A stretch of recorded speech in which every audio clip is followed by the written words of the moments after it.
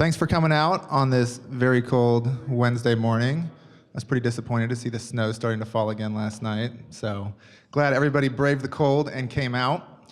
My name is Jason Kerrigan. I'm one of the new organizers for 2014 for 1 Million Cups.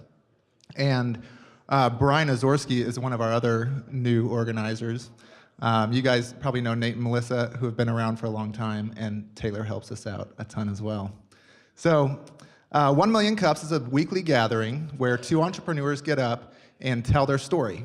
And we as a community get to interact with them. And if you're an entrepreneur or if you have questions about these presenters' businesses, you get the chance to get a backstage pass into their lives and hear all the good, bad, and ugly stuff that they go through in order to push their business forward. So it's a really exciting time to really get to know what's going on in these entrepreneurs' lives.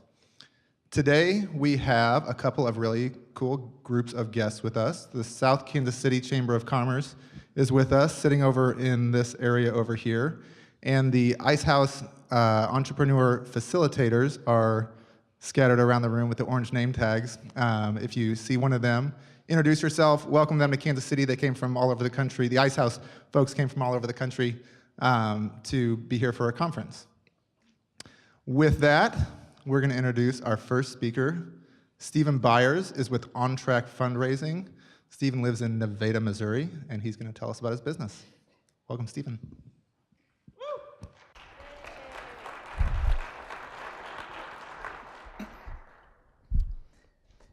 Everyone knows that random acts of kindness are good, but random acts of fundraising, not so much. That's why I designed On-Track fundraising software, because you have to be organized and stay on task if you're going to be successful.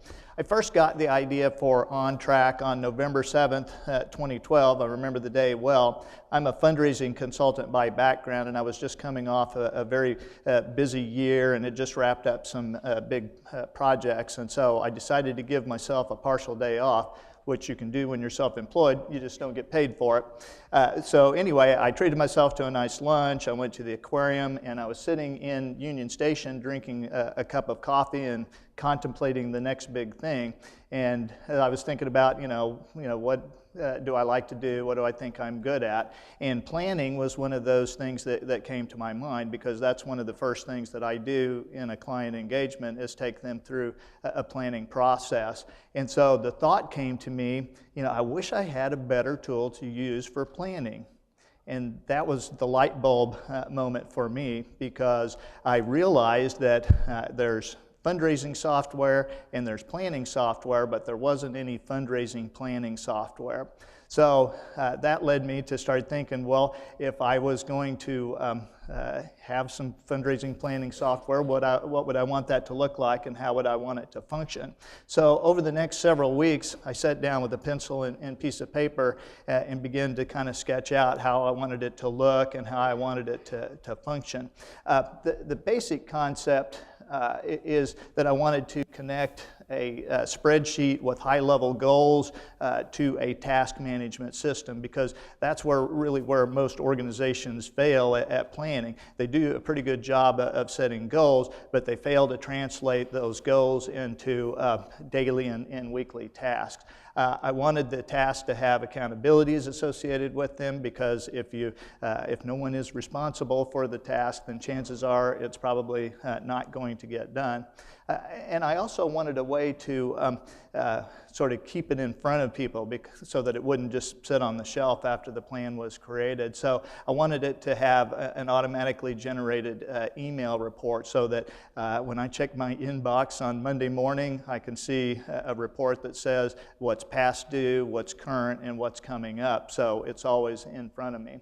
So once I had a pretty good idea of how I wanted it to function, I had to find somebody to build it for me. So I did some, because I'm not a programmer, so I did some research and got connected with Aranya Software Technologies, and their account rep, Mary Mahler, is here. Where are you, Mary?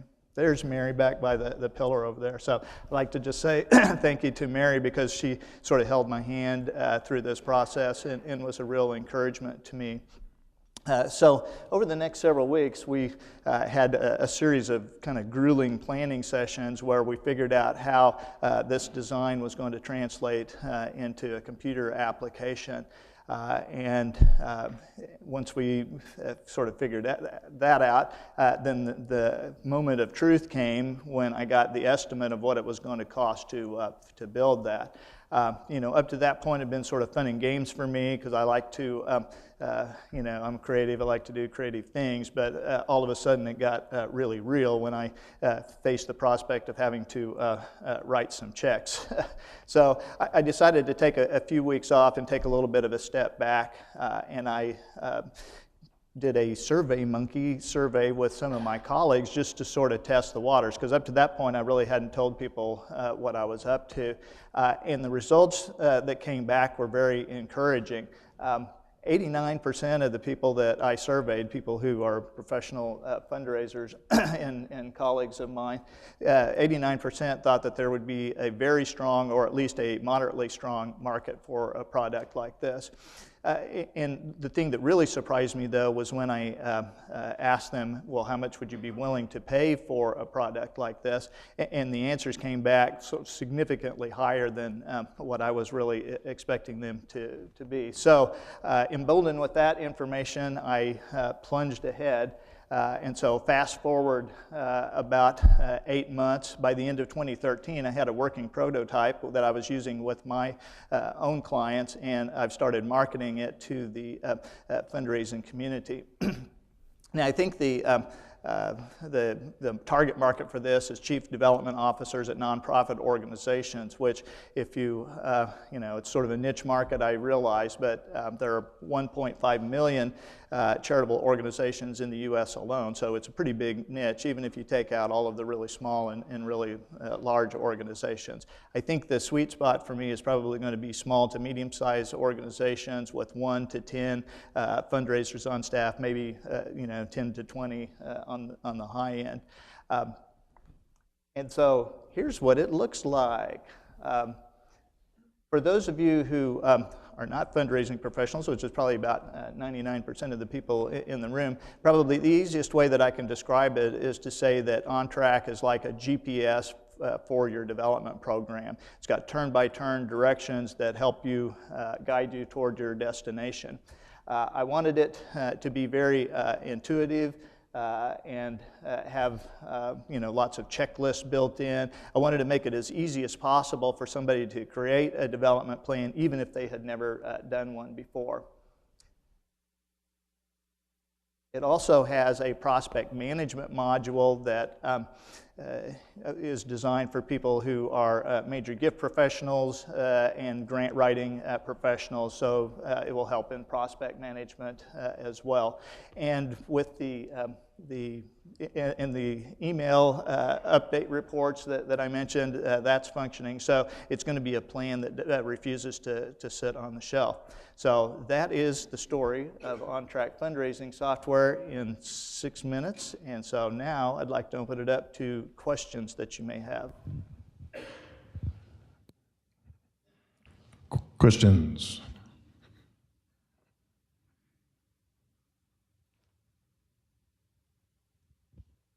How do you price this? It's on a subscription basis. It's $349 annually for 1 to 5 users. So I've tried to design it and so that if people are happy with the experience, I'm really looking for subscribers so that it's not just a one-off sale. But it starts at $349 annually, which, based on my market research, was really below sort of the pain threshold of what I saw, even for smaller organizations. So I think it's something that if they want it, they can afford it. We have a question over here, Steve. Yep. Hi.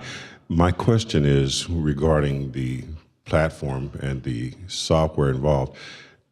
Is there more provided to the fundraiser, the person that wants to do fundraising, like maybe a nonprofit like a church or a boys club or something like that? Is there like an advisor or a consultant that works with them, or like a coach? That's a great question. You know, I mean, my background is in consulting, and that's what I do. So, you know, I'm hoping that will be a very synergistic kind of relationship. So, I'm selling the tool to people who are development professionals. If they want somebody to help them actually fill in the blanks and develop their plan, then I can help them do that as well. Steve, we got a question straight back here in the middle. So I know you mentioned this fundraiser is for nonprofit organizations. It also would work well for, or would it work well for, like school organizations that are that do regular fundraising, maybe Boy Scouts, Girl Scouts, things like that? Yes, I think so, and I'm sure that I haven't even thought of all the different ways that this could be applied yet. I mean, I'm sort of focusing on mastering my own domain, but I think, you know, any organization that, you know, is doing some, you know, goal setting and wants to translate those into, you know, sort of day-to-day action steps with accountabilities on a timeline, you know, that there's, I mean, I'm using it sort of at the meta level for my client engagements, and I found that to be very useful. So yeah, I think, you know, any kind of school or civic organization might want to take a look at it. We have a question here in the middle. Steve, looks like a nice product. My question is on how do you handle a question on integration, such as with billing, membership lists, invoicing? It looks like a fairly standalone product. And that's a very astute observation, and you're absolutely right. It is a standalone product. You know, it's designed for, you know, any organization could do this. It's cloud-based. I don't think I mentioned that, so they don't have to worry about doing their own updates or anything. At this point, it does not integrate. So looking forward, you know, looking ahead to what the future of OnTrack holds, I would see it developing either APIs with other products that are out there, or, you know, I'd like to see this, I'd like to build a back end to this that would also include a donor database and some other functionality. So I've got some real short-term things that I want to do, but ultimately I'd like to see this be, you know, stand alongside an integrated suite of products. Steve, we got a question to your right. I think you just answered part of the question I was going to ask, but is it a CRM? Do you actually manage the people that you're raising money from in this database, or is it more of just a goal-setting tool? It's more of goal setting and task management, but the CRM portion is in the works, I guess. Okay. Yeah. Okay. So, like, can you compare it to like Blackbaud or maybe Civi CRM or the other kind of fundraising tools that are on the market? Yeah, for those of you who don't know, the Blackbaud is sort of the 800-pound gorilla as far as fundraising software is concerned. I think they have an estimated kind of 80% of the market for CRM, and it does a lot of other things as well. Their fundraising product is called Razor's Edge, and I'm a big fan of Razor's Edge. I've used Razor's Edge. I think I was the first person in Kansas City to use it going all the way back to the 1990s, so I've always been a big fan of Razor's Edge. But Razor's Edge is also very complicated, very expensive, and it's just way more software, in my opinion, than a lot of smaller organizations need. And you know, more specifically to the OnTrack product, I don't think it does a very good job of planning. It's not a very good planning tool. So, you know, part of this was a reaction to that. If some of these other softwares, you know, had a really good planning module, there would have been no need for this. So I built the planning module, and then now I'm exploring opportunities, possibilities for how to expand that. Steve, we got a question here in the center. Hi. Are the top-level action steps, are they pre-built in, or is it a blank slate when you open the product? Both. There's built-in checklists. So if you haven't done this before, or if you just want to take a shortcut, you click on Add Common Action Step, and it pops up with this menu, so you can just go down the list and pick the tasks that would be relevant to your organization. And then when you click Add, it will just go ahead and populate those into the edit mode. However, you can just add your own and edit these as you will. But again, I just wanted to make it as easy as possible for somebody, especially if you haven't done one of these before. You know, it's kind of daunting. The other thing is that sometimes this can give you a prompt for things that you hadn't thought about, because there are, you know, if you've been involved with a special event or a direct mail or some of these other things, I mean, it's a pretty complicated series of tasks that need to be completed, and you need to just forget or mess up on one of them, you know, to really cause a lot of problems. So this is designed to kind of help avoid that. Steve, I love your story, how you said you were sitting in Union Station contemplating your life and where you could create value. And you've had your own consultancy business for a long time, but we talked about this a little bit. You know, it's different starting something like this. Can you talk about some of the lessons you've learned along the way and maybe some things that you do differently? Sure, that's a great question. I think one of the things that I would have done differently is I probably would have sought out a co-founder earlier on, because as I said, I am not a programmer, and there's sort of an irony here that being a non-programming person, I now own a software company. So it probably would have been good to seek that expertise out early on. You know, actually, you know, in the beginning, I was just trying to solve a problem, and you know, as I went through the process, you know, there were obstacles that presented themselves, and so, you know, the first several months, it was really all about just, you know, trying to solve the problems as they came up, and I was pretty far into the process actually when and I think Mary was actually the one who sort of helped point this out to me. It's like, oh, gee, I'm an entrepreneur. I guess I probably better learn this entrepreneur stuff. So anyway, she helped me get plugged into the entrepreneurial community here in Kansas City. And so that's something that I would have done differently early on, is that you know, just to get plugged into all of the things, because a lot of the problems that I encountered and had to solve on my own, you know, other people have faced these before too, and so at least I'm glad that I'm here now and interfacing with entrepreneurs. But that's definitely something that I would have done differently. We have a question here in the center. I was curious where you're at with either pilot users or paying customers, and how you are marketing to the fundraising community. Oh, yeah, great question.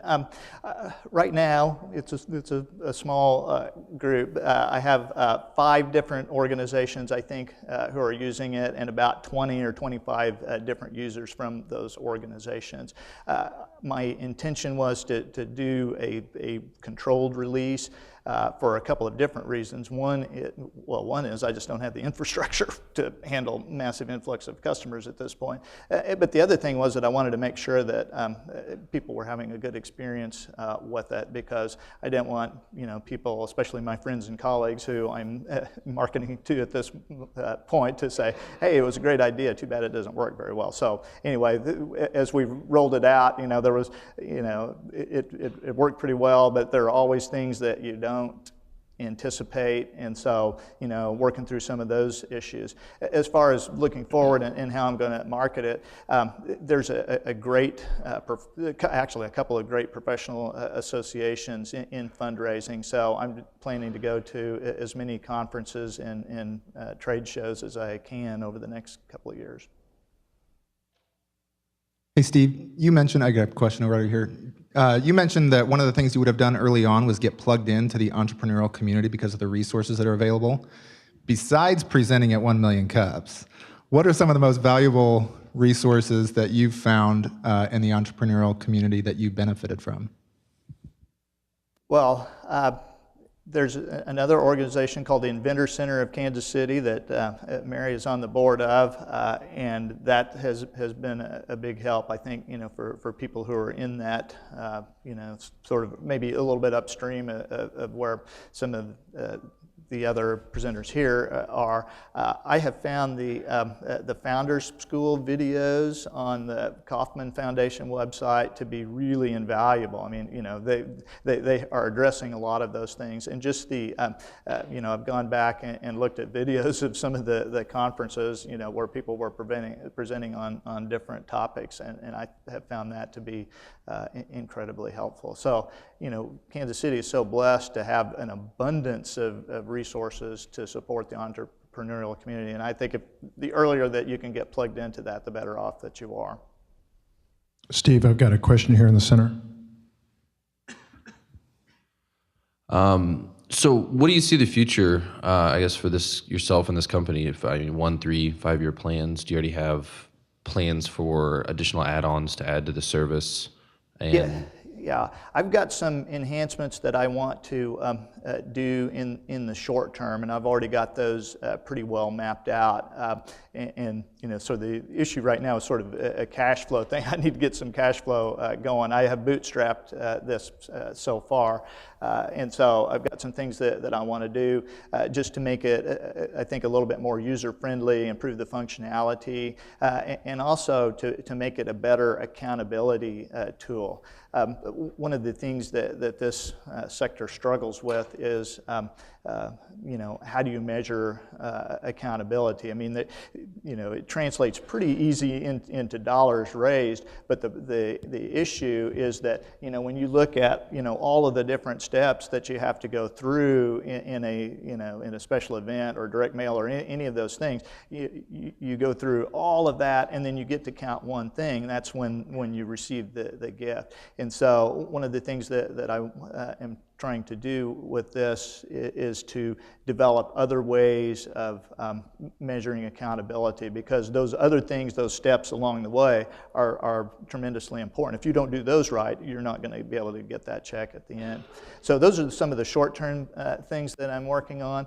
And again, longer term, I want it to be, I want to build the back end, sort of build it out, and so that there would be additional modules that would go with that.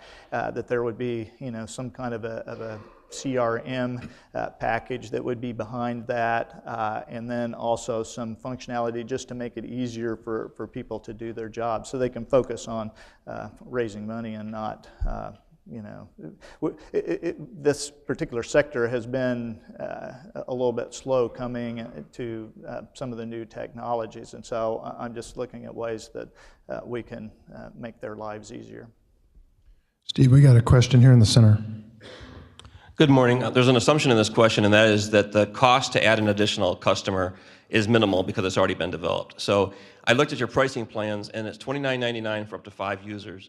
A lot of the services that have done really well lately, like Hulu and Netflix and all those and different things, have premium or freemium models where you can come in low, either $9.99 or free if just a one users thing, and then people upgrade. And have you looked at any freemium models or lower price entry points to maybe get a larger scale of people using it?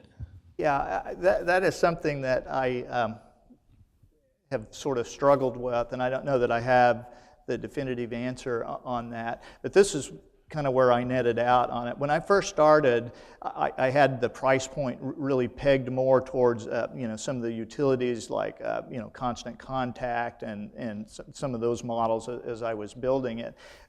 And in the survey, going back to the survey that I mentioned a while ago to my colleagues, when I asked them you know, how they valued it, it was clear that they were pegging it to something else. They were pegging it to products like Blackbaud's Razor's Edge, which are tremendously expensive. And so, and the other thing I asked them, you know, well, what is the pain point, you know, for your organization? So I did price it, I think, actually well below what I think the pain point was. I think I could actually charge more for you know, what I'm doing, and although I'm not advertising it, you know, I actually have sort of a 30-day free trial. I mean, people can go ahead and subscribe and start doing it before they pay their first invoice, and that's just something that I tell them verbally rather than advertise it. You know, the other thing is that I need, you know, at some point to start recouping some of my investment on it. So, but you know, it's a good thing. It's a good question. And so, you know, there may be some free trials that I need to advertise a little more heavily. Steve, we got one more question in the center. Do you have a way of tracking the user's success of, how the software itself helped them achieve their goals? So that was a way that maybe later on down the road you can use it to market to potential users? That is actually a great question, and the answer is no. I don't at this point have a way to do that. I have been impressed. I've been very impressed with the way that people are using it. I mean, they're using it as I envisioned it, and taking it beyond there. But that's just sort of anecdotal, and I need to have a better way, I think, to sort of harvest that information. So good suggestion. We've got one more question right here in the center. Steve, one of the things that we would need as a nonprofit is end of the year giving receipts. Does this tally that for individuals, corporates as well as individuals or churches that may be giving? No, not at this point, but that's, that would be a great add-on feature to do, definitely, for sure. Steve, we're going to wrap it up, but before we do, you've got close to 300 people here. What can we do for you as a community? Well, the obvious answer to that is, if you know somebody in the development world that might benefit from a product like this, please let them know. Invite them to go out and take a look at the website. Beyond the obvious, though, is that, as I said, I've gotten to this point as somewhat of a lone wolf with the help of an outsourced programming team, and so but I've gone about as far as I can take it on my own. So that's one of the reasons that I wanted to present here today, was that to really sort of get the word out there, and just to do some networking with people from various walks of life that as I build my team and build the company, I just want to make connections with people. So if this is something that interests you at all, and you'd like to find out more about it, or meet with me, I'd love to network with you. Great, thank you so much.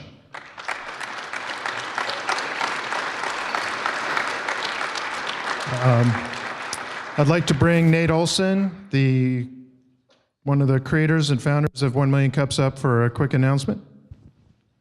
Hey everyone, I'm just really excited. I want to share something with you. April 2012, 1 Million Cups. This started with 12 people in a room. And today, I'm happy to announce that we are now in 30 cities across the country.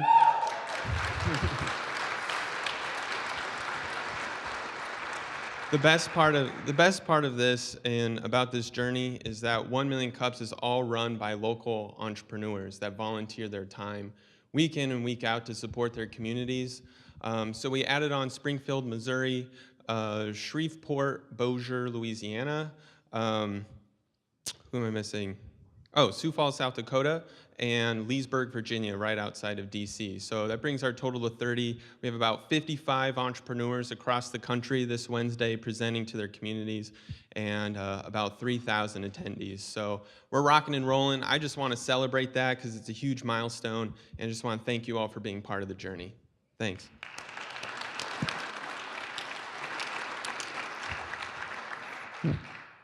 We have a lot of people standing. If you do want to grab a seat, we have seats in the center over here. Raise your hand if you have an empty seat next to you, please, because I definitely invite you guys to come get a seat. This is a good time to do it.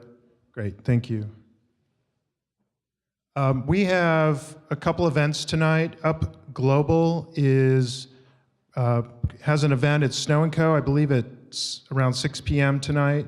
And we also have Kaufman Fail Night happening here in Kaufman Labs. There's information about Kaufman Fail Night on the back of your program today, and they would like to see you RSVP to that. Up Global, that's at Snow & Co. in the Crossroads. The after Kaufman Fail Night, which goes to about 8 p.m., you're welcome to go over to Snow & Co. to gather. And I'd like to move on to our second presenter, Sarah Shipley from, we've got a bunch of B-Cycle, Kansas City B-Cycle is here. And Sarah presented, I don't know, about a year ago, something like that. We were in the labs back then. So come on up, Sarah, and get ready to be wowed.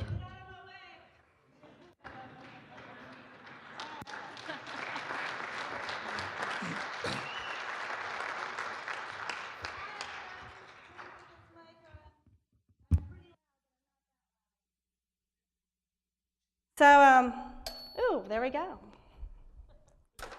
My name is Sarah Shipley. I am the co-founder of Kansas City B-Cycle, and I do not sell bikes at all. This is not at all about the bike. It is about getting communities to work together, to build things together, to have healthy, safe, active transportation. So what we foresee, because of what we do and because of the bike, is a community that has transit, walking, bikes, and trains. You can use active transportation to get wherever you want to go. Now, lots of cities are doing this. New York, Chicago, can you name a few? Denver? Okay, good. So all great cities. We are so close to being one of those great cities. We're almost there. In fact, we are so close. And the bike had a huge part to play in building the transportation networks of these cities. So how many of you know the story of B-Cycle? Okay, thank you. For those of you that don't know, this whole thing was built with sweat, equity, volunteerism, and lots of tears. We started at the All-Star Game about 2 years ago, and none of this was done. We had funding from Blue Cross Blue Shield, but it was all done with volunteer work. So the volunteers built the bikes, the volunteers took the bikes to the stations, volunteers did everything. People were amazed that we actually got it done, but we got it done. And we had our MVP on the ground. In our first 2 years, we've burned a lot of calories. So this is about 465 pounds of barbecue. I think we ate a lot of barbecue. Or I prefer tofu burgers. So 9,229 tofu burgers. And we did this without something that's very important. So we did this without bicycle infrastructure.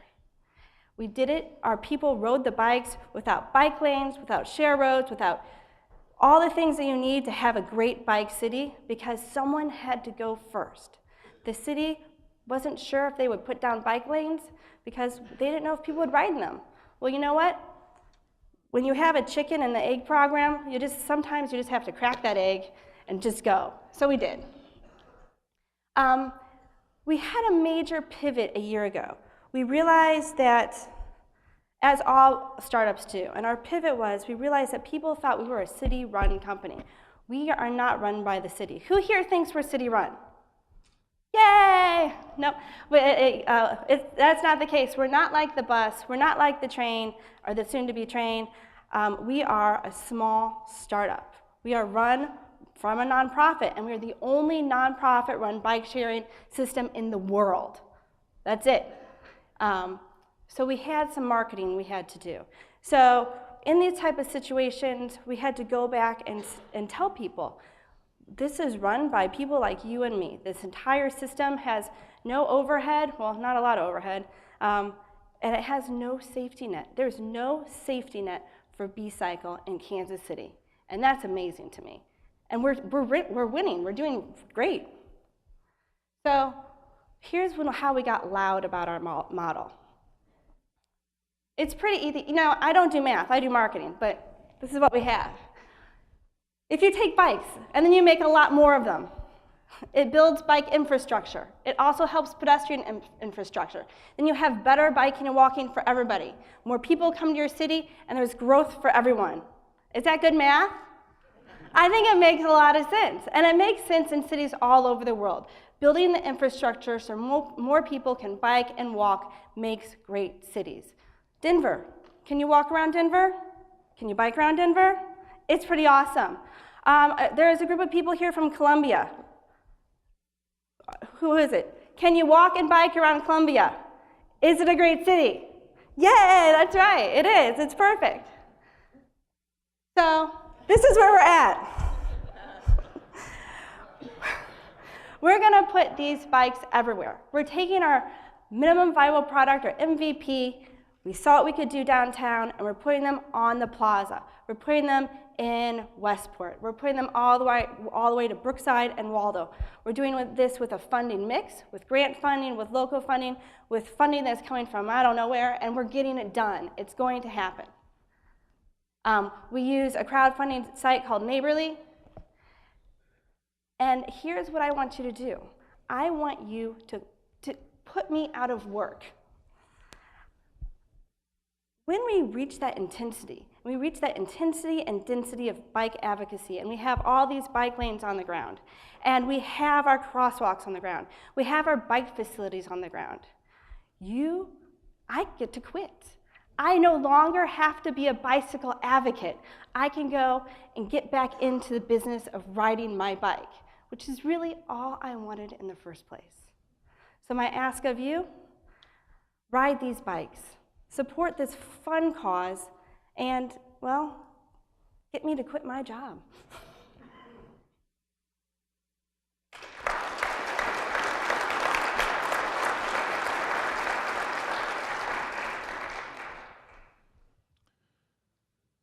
Sarah, I have a quick question for you. Since the first time I saw you present, I always kind of thought, I think in Kansas, it's the law to wear a helmet. Mm-hmm. Is it the law in Missouri? It is not. So we highly suggest helmet use. We love people that ride helmets. I usually take my own when I'm not riding through the Kaufman, but it's just a suggestion for us. If I put a lot of, product in my hair, do I have to wear a helmet, or would it cover that? Do you know? Well, I believe that helmet hair is very, very sexy, but if you want to leave the product in your hair, you may without a helmet. Sarah, we have a question all the way in the back. Sure. If we were wanting to start riding these bikes today, where do we go? Do you rent them? Do you just own one? Or no, that's a very good question. We have many ways for you to ride the bikes. So you can become a year-long member that costs around $65. And you basically it's like Redbox for bicycles. So you take your membership card, you put it on the bicycle kiosk, the kiosk releases a bike to you, and then you may ride it to wherever you like. They have locks. The locks also double as a water bottle holder or a wine bottle holder, for those of you in the know.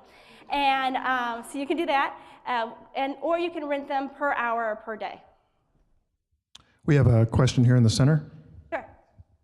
Hi, I can attest to the fact that it does hold wine very well, so thank you. Me and my fiance had a staycation and decided to use your mode of transportation to get around the city. Thank you. So that being said, we were able to travel some cool places, but we were wondering about how you would expand and how you would choose different locations. We were thinking 39th Street would be a good location as well. It is. It's a very good location. So expansion is not willy-nilly. I mean, of course. So we do testing and we model out areas in the city for intensity and density. So, for example, the plaza is very, you have lots of people living and working on the plaza, so it's very intense and dense. We pinpoint those areas and then we put those stations down. We have a question here in the center. I would think that security would be one concern about the bicycles, and that would probably enter into where you would decide to put your bicycles. And I noticed that you just mentioned that you'd put them in places of density where there's lots of people and also fairly safe places. But I was wondering, what would it take and how would an organization go about expanding this concept to people that can't afford to buy a car or live in places possibly east of Troost? That's a very good question, and it's something we're working on as an organization now. So part of my frustration about this entire system is it's not entirely equitable. It's not, to be fair. And and it just makes me so mad. So I am working with a number of scholars across the country to figure out how to build an equitable bike sharing system. It is at the forefront of my mind all the time. What I can tell you is we are building these and putting these in locations that might not make the most sense financially to us, but where we believe they will be used and in very tense and dense areas.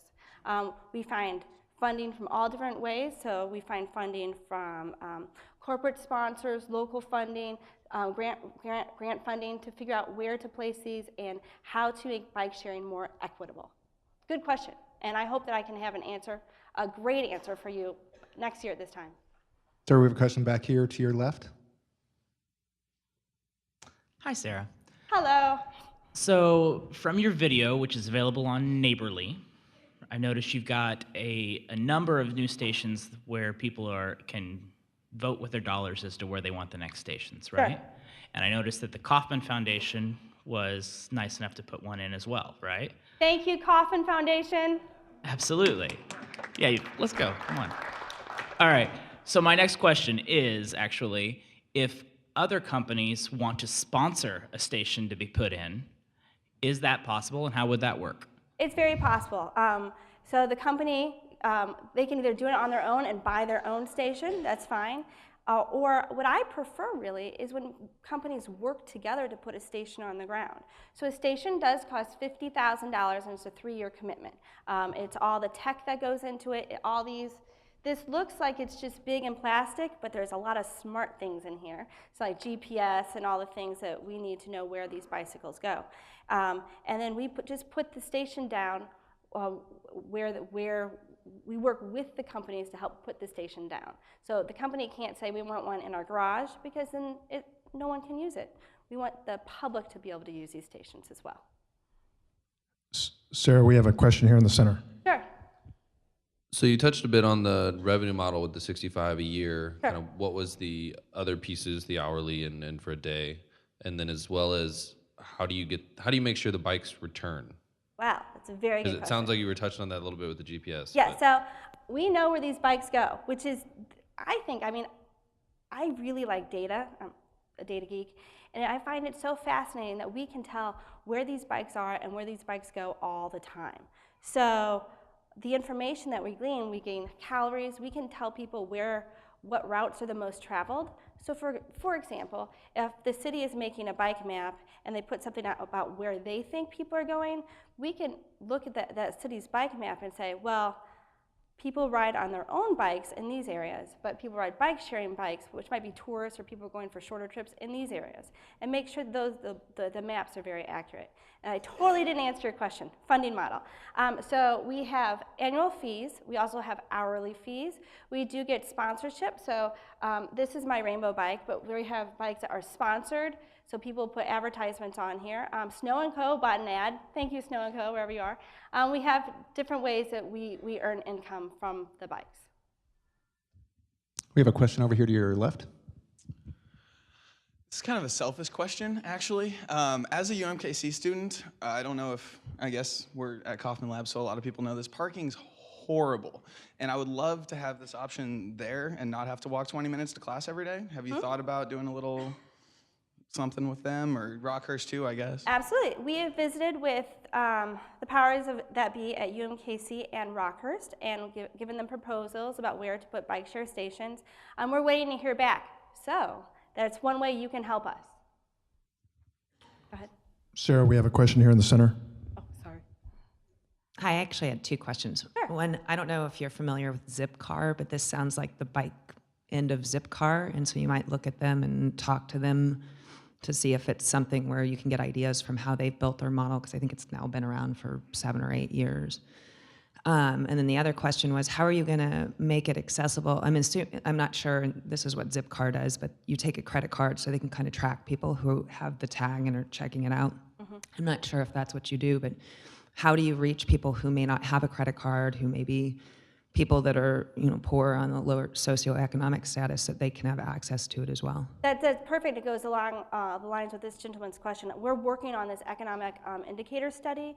I mean, just another study from Kansas, I know, but just bear with me. So I'm looking at a landscape analysis of where it's working across the country. And what we're finding is that if you line it up with personal banking, there are many options for us. So one of the options are to work with 7-Eleven. This has worked in other cities, I believe in Boston, where you can buy your bike sharing card from 7-Eleven, those type of things. And you don't have to have a credit card there. Another way that it has worked in public health is people using their SNAP cards to get a bike share bike. So there are multiple ways. I need to work with what will work best in Kansas City and figure that out. And it's going to take me a little while. We have a question here in the back. Yeah, what happens when you have an accident, flat tire, something like that? Sure. So we don't get many flat tires, thank goodness. If you do have an accident, first thing we want you to do is to make sure that you're okay. So first things first, do that. Then call us. We'll help you. So we'll help you with, we'll take the bike away. We've got, where's Eric? Is he here? That guy in the back, I don't know how he does his job. He's a miracle worker. He's responsible for the fleet of bikes and all the people on the fleets of bikes. So if you have a flat tire, he'll come and get you. If we put the bikes in trucks, we make sure they're very well maintained. We take them around the city. So if you have an accident, call us. We are always here to help. Sarah, we have a question here in the front. Sure. Hi, Sarah. First of all, I want to say thank you for all the tears that you've expended in getting this program going. But second of all, what are you seeing in terms of usage? Are people using them, and how does that compare to other cities where this system's been deployed? That's a very good question. So people are using the bikes. We're getting a lot of use. Here's where things get a little bit iffy. People use the bikes, people in similar sized cities use the bikes more when they have better bicycle infrastructure, right? So my numbers look good. My numbers would look so much better if I had bike lanes, share roads, and other facilities. We have a question here in the back. Hi, I think it's a great idea. I don't know if you're familiar with the Madison, Wisconsin, where the university is. They have a similar program. And one of the, or two of the really neat features there are, for example, Sheraton, the hotels have a station there, and you can use your guest card, your room key, to check out the bike. And to that gentleman's question, the university, they have like a little card that it's an ID card or to ride a bus or what have you. The students can also use it, use their university card, and it seems to be a great program. So. I need to get your information because I love 1 Million Cups because this is where great ideas are solved. Like that's perfect. So we'll be working together to solve the university problem with the key card problem. Sarah, I just got back from Austin over the weekend, and I've spent time in other cities that have a great biking culture. One of the things that I noticed is, like, they just had bike locks and, like, bike stations, like, outside of every bar and food district. And I know, like, Beer Station locally has made a huge effort to have a place to put bikes and to be that friendly. So do you think that some of our business culture and some of this cultural change could just come from businesses putting out, bike racks? Sure, that's a really good question. I mean, how do we change culture in Kansas City for it to be, for us to be healthier? This is what we want. We want healthy people. Kansas City B-Cycle. It has a parent company, Bike Walk KC, and we're your advocacy organization. We do all your biking and walking advocacy. And culture change is one of our biggest problems. Solutions, whatever you want to call it. And we, bike racks in front of businesses would be wonderful. Just things like, has anyone here ever been to the Nike campus where people go and work at Nike? Anyone? Okay, where people dressed in suits. They're all dressed in tracksuits. tear off pants. It's craziness over there. And Kansas City culture, I didn't see a lot of tear off pants, that was a joke. Kansas City culture is very uptight sometimes. And people think it might be hard to ride a bike to work or to ride a bike, to a meeting. But I just rode this bike up this hill in a dress and heels, and I think that we can do this as part of our culture. I mean, putting racks in front of buildings is great. Putting showers in your businesses so people can take a shower once they get to work, and just making your office a little more bike friendly. It's just a great way to start. We have a question right here. So it's a beautiful 12 degrees outside today. Can you tell us how this is functioning for you seasonally? And Absolutely. So, I mean, given a polar vortex, bike riding has gone down a bit, but we're still seeing ridership. I mean, there are people that use these bikes every day to get to work. And so we'll have those riders pretty much all the time. I would say give maybe a few degrees warmer and more of our riders will come out. So it is seasonal. We have another question here in the middle. Okay, so I guess one of the bigger problems is probably the bike lane issue in Kansas City. Like, how do we create that infrastructure? And I'm assuming like the city has a big part in that, obviously. But I noticed that in Kansas City there's so many roads that are just so narrow. Like, do you take out sidewalks? Do you put them in the boulevards? Do you put the bike lanes so they go like kind of around like busier traffic, or like how? I don't know. I guess my question is, how does that work? Yeah. So there are many different ways to build a bike lane. There are hundreds of different ways. You can put bike lanes down the middle of the street, so you have protected lanes. They do that in Washington, D.C. You can do green lanes on the side. You usually don't have to take anything away to build a bike lane, which is a gorgeous thing about it. And I would never take away a sidewalk. I love my sidewalks. So multiple ways. And nothing has to go, really. We have a question here on the... Oh. Go for it. Okay. He's been standing here for an hour. For an hour. Thank you very much, Sarah. I love the presentation and everything. Can you talk a little bit about how many bikes you have in circulation and what is the unit cost that you are dealing with those? Yes. Okay. So we have 12 stations. We have 90 bicycles. We have about 11. At one bike station, we have 11 docks, and we try to keep those half filled for circulation. When you talk about unit costs, I mean, there are tons of costs to this thing, but the big part is the equipment right here. So these cost about $2,400. It's a very expensive bicycle, but there's a lot of R&D that goes into it. And so that's how much it costs. The stickers are really inexpensive. We have a question here in the middle. Sarah, I was wondering if you've had the opportunity to learn from some of the European cities that are very bike friendly, such as Copenhagen, where probably 90% of the people there ride them year round. Absolutely.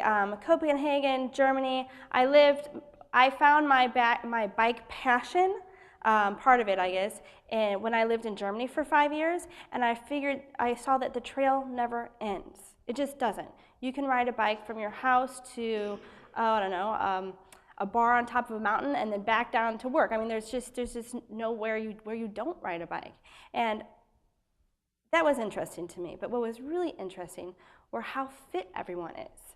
I mean, everyone is so fit. They have a lot fewer diseases than we do when it comes to heart disease. And there's something to be said for keeping moving while you're transporting. So I've learned from culture, Copenhagen to be one. I was in Amsterdam for a while studying their bike system. But we have got some great systems here in the United States as well. So Minneapolis has an amazing bike network. Portland, I know Portland, but Portland, they have a great bike network, and even smaller cities, San Antonio, they're doing really well. We have a question back here to your left. It's me again. So other parts of KC, speaking of KC as a region, sure, have pretty built out recreational trails, right? Overland Park and Johnson County in general uses a good use of their storm systems from an urban planning standpoint Yes. to use recreation. My criticism of that is that it doesn't go anywhere. It kind of very much dictates from an infrastructure standpoint where bicycles, quote unquote, belong. It would be interesting to perhaps engage the Code for America Brigade or other civic hackers to build out that in a mapping software so that you can utilize the infrastructure that's already here, but put it in digital format so it's more accessible. People can actually track. So for instance, I think Google's doing a better job of it now in that area of putting directions. If you ask for directions and you want to use the bike option, I think it does actually indicate bike lanes, but doesn't always do it in the recreational side. So that might be something to look at to utilize the infrastructure that's already built that may not be allocated for that purpose. I think you're right, and there's a really funny little secret behind the word recreational trails. We use it all the time, but a lot of those trails they're not recreation. They are transportation, and so you'll get a lot of people out riding their bikes on recreational trails, going to their car and back for rides. There are a ton of people that use those trails as a short way or a short commute to get to work. And so I think we're going to have to change that name a little bit so people understand they're used for everybody. I have a quick question from the Twitter feed. So Bob asks, could Bikeshare KC follow the model of canoe and raft trips and offer fee-based pickup at the destination? Well, Bob, that's a great idea. I suppose we could. Twitter world, I would love to.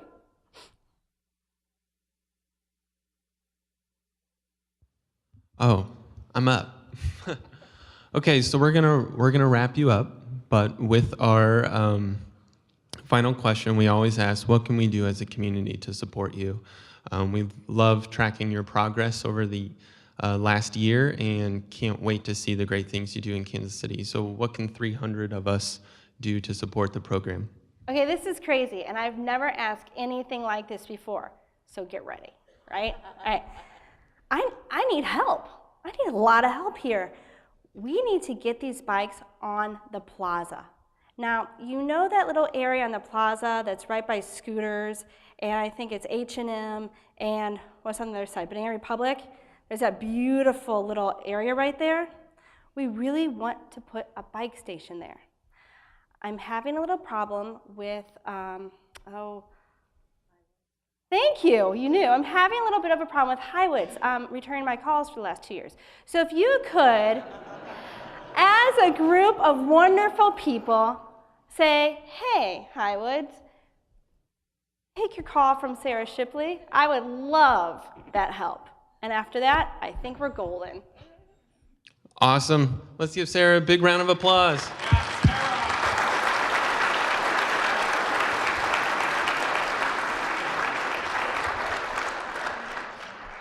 All right, before we let you go, raise your hand if you're here for the Ice House Facilitator Program.